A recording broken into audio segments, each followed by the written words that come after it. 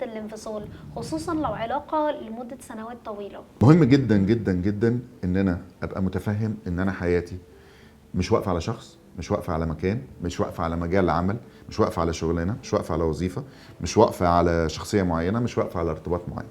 لان حياتي كانت موجوده قبل ده وتبقى موجوده بعد ده. الحاجه التانيه، مهم جدا ان انا اسمح لنفسي ان انا احزن، اسمح لنفسي ان انا اتاثر، واحدد وقت لده.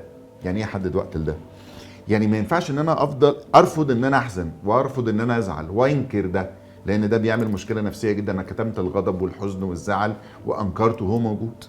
طب لو لقيت ان الشخص ده بيزود حزني، بيزود شعوري بالالم، او بيهاجمني او بينقضني او بيأذيني، فهنا لا، اختار شخص مناسب. لو ما عنديش شخص مناسب في محيطي، الجأ لحد مختص يدعمني ويساعدني على التخطي الفتره دي، عشان الفتره دي طبيعيه جدا.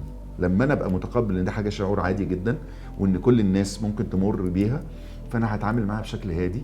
هتاخد وحدد لها ان انا مثلا اقدر هزعل يوم 2 3 10، بعد كده هبتدي احط انشطه في حياتي، هبتدي انشغل بحياتي، هبتدي يكون عندي نشاط رياضي، هبتدي يكون عندي علاقات اجتماعيه ابتدي انشطها اكتر، هنشغل بشغلي اكتر، هبتدي اتعلم حاجات جديده، هبتدي استكشف حاجات جديده، ابتدي امارس حياتي بشكل كويس.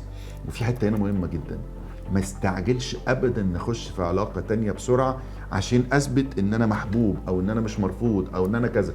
لان غالبا هنا بيكون في استعجال، بيكون في هنا محاوله تعويض للمشكله اللي فاتت، فبروح لعلاقه عكسيه تماما. حد زعلان من حد عشان كان فيه الصفات الفلانيه، تمام، فبيروح لحد الاكستريم العكسي وبيلاقي نفسه برضه مش مرتاح معاه.